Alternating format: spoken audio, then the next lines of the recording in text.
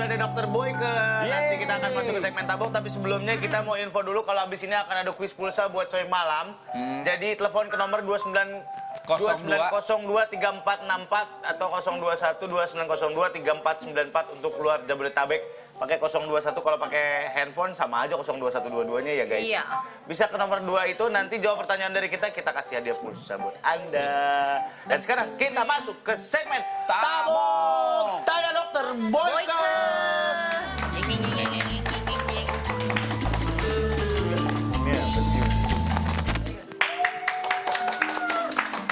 Ini cewek bertiga di sini antusias sekali dengan kedatangan Dokter Boyke. Iya.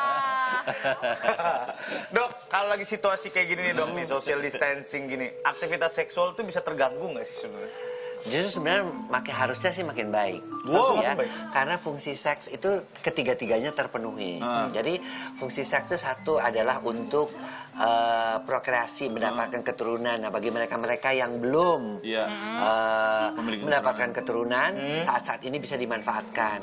Kedua untuk rekreasi, ya rekreasi yang paling murah, yang kepuasannya menyenangkan, tinggal matiin lampu ya ini. Jadi dia dapat dua. Matiin lampu tapi siang.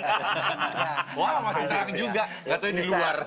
Terus kemudian yang ketiga adalah untuk ekspresi cinta. Nah, pada saat ini kan biasanya suami istri pada kerja, pada saat ini mereka dua-duanya ketemu di rumah, dia bisa mengekspresikan cintanya dengan komunikasi yang baik.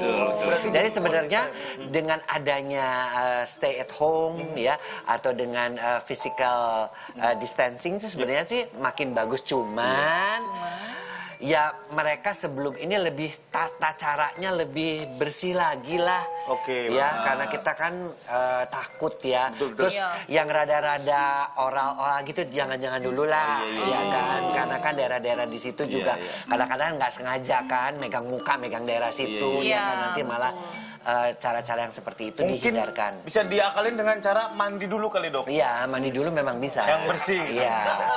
Pakai mandinya berdua. Nggak mau rugi ya, nggak mau rugi ya. Mandinya berdua.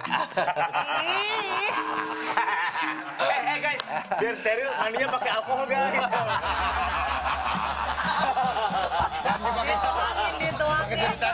Iya. Pas keluar keriput guys. Tapi ini ada pertanyaan dok dari Soy Malam dari Basindir. Oh, Kak Tor aja yang baca deh. Kenapa? Rasanya masih nggak tega. Jadi gak mau disebutin itu ya? Gak apa-apa. Spermaku banyak, kental, dan menurutku berkualitas. Tapi sudah 4 tahun menikah, aku belum punya anak. Apakah ada yang salah dengan sperma? Nah, orang selalu mikir kalau dia itu kental, dia udah pasti bagus. Padahal sperma itu hanya bisa kita nilai, ya, bukan dari kekentalan, keencerannya, tetapi dari pemeriksaan mikroskop. Berapa per lapang pandang. Kemudian jumlahnya. Jumlahnya harus sedapat mungkin di atas 60 juta per cc. Kemudian yang kedua, gerakannya. Gerakannya itu harus lincah banget. Yang bergerak lurus tuh harus lebih dari 25%. Kemudian yang ketiga bentuknya. Bentuknya juga harus yang normal, yang ekornya normal, kepalanya juga sesuai dengan bentuk dengan badannya, keseimbangannya. Bukannya ekornya putus, kepalanya gede, itu tidak bisa membuahi. Nah, jadi jangan salah ya. Para pria itu jangan sok-sok bisa menilai, gua kental. Memang susu apa kental? Nggak bisa. Ya ini kan Jadi males ngopi deh. Maksudnya tuh harus dinilai oleh tenaga laboratorium. Ngapain dia lihat-lihat ini kental pasti gue bagus. Kan ngapain gitu ya. Maksudnya itu tuh suka main dokter-dokteran sendiri gitu loh ya. Nggak usah juga dilihat gitu. Emang diperiksa aja lebih baik gitu. Ini kok dari tadi merem-merem sih dengerin ngomong sperma. Iya, geli dong. Berarti dok sekali keluar itu dalam satu kali ejakulasi tadi kan banyak banget tuh. Ya. Berarti ada jutaan dong. Ada 1 cc tuh sekitar yang bagus di atas 60 juta. Jadi kalau sekitar 3 cc 1 sendok itu 3 cc 4 cc sekitar 400 jutaan. 400 juta dari 400 juta sel sperma. Cuma satu yang jadi kita ini yang hidup, maka syukurilah hidup ini. Nah, meskipun ada corona ya. Iya. Berarti kita ini dari dulu tuh terlahir udah sebagai juara. Iya. Iya, benar dong. Benar. Iya. Kita nih yang terbaik. Makanya jangan lemah kawan-kawan. Maju. Aku aktif sekali waktu saya. Ini ada lagi. Aku sikut-sikutin. Ini ada lagi dokter dari Desta Maulana Arman. Mau tanya dok, bagaimana cara kita untuk selalu bisa fit untuk melayani pasangan, sedangkan body kadang tidak fit saat pasangan minta terima kasih. Oh, bodinya Ini tidak. kan lagi pas stay at home juga ya. Suruh dong pasangannya itu masak sesuatu yang bisa membangkitkan gairah. Jusnya misalnya, jus kiwi. Oh, jus kiwi. Jus apa? Ini besok habis nih kiwi ini. Ya itu kan itu banyak ACE, ada ACE. Apa itu, dokter? Ada vitamin A-nya, dia warnanya kan merah, ada C-nya untuk stamina, A-nya juga untuk imunitas dan E-nya untuk kesuburan. Ya. Kemudian juga masaklah sate kerang. Kerang itu banyak mengandung zinc. Itu jelas kerang darah yang bikin saya suka dibikin sate di ini gitu. betul. Itu juga tinggi sekali zincnya. Kemudian ya sekali-kali untuk membangkitkan gairah karena ada fenalalamin ya daging kambing. Itu juga memang membangkitkan gairah seks karena rasa panas dari fenalalamin itu bisa dirasakan oleh tubuh kita dan kita betul. Tapi kalau kerang campur kambing, spanning saya dok. Ya jangan dicampur.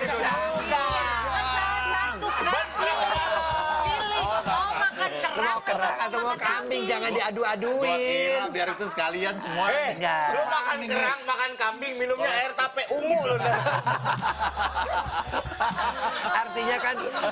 Artinya kan lagi mumpung lagi di rumah. Bikinlah masakan-masakan yang memang yang mengandung afrodisiak yang bisa membuat pasangan suami istri itu lebih bergairah. Jadi menu makanan tuh gak bisa diatur gitu loh. Sate kerang. Nah kayak dia kan katanya nggak bisa nggak fit badannya ya. Ya dengan makanan-makanan seperti itu fit. Kedua olahraga. Iya, olahraga harus dong. Olahraga itu kan bisa dilakukan di rumah, treadmill yang bisa dilakukan di rumah, lari di tempat atau sepeda statis ya. Kemudian yang ketiga juga untuk menaikkan daya tahan tubuh, vitamin D3-nya dan kalsiumnya diaktifkan dengan sinar matahari. Coba deh kalau sudah melakukan kena sinar matahari biasanya juga imunitasnya tinggi dan kita juga jauh lebih segar. Nah, itu adalah cara-cara untuk meningkatkan gairah seks, meningkatkan durasi juga. Ya durasi itu menentukan juga. Oh gitu. Ya. Badannya aja kan ya dok ya yang kejemur ya? Iya. Mau saya buka-buka sampai semuanya dijemur-jemur. Nanti sangkanya orang mau ngejemur lontong lagi, ya kan? Ini ada lagi dokter dari Cevito.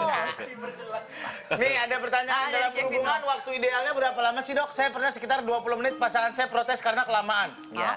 Jadi yang normal itu penetrasi itu sekitar 5-10 menit aja. Lebih dari itu juga pasangan betul protes karena lecet ya kan? Iya. Sakit ya dok? Sakit karena kan makin lama dia berhubungan itu makin kering. Jadi ketika di awal-awal vagina itu kan mengeluarkan cairan ya. Dan cairan itu berguna untuk pelumas. Tetapi kelamaan pelumasnya habis ya akhirnya lecet. Ya, Emang jadi nggak bisa keluar lagi pelumasnya? nggak bisa. Kalau pada enggak, artinya tuh dalam proses itu dia keluar, rangsangan juga dia keluar. Tapi lama-lama kan kering juga. Apalagi kalau si wanitanya sudah orgasme, si prianya juga masih belum juga. Lama-lama setelah orgasme kan berhenti itu yang namanya pelumasannya itu. Gitu loh. Berarti pakai stopwatch ya? Enggak lah. 5-10 menit. Lo mau goyang barusan? Enggak.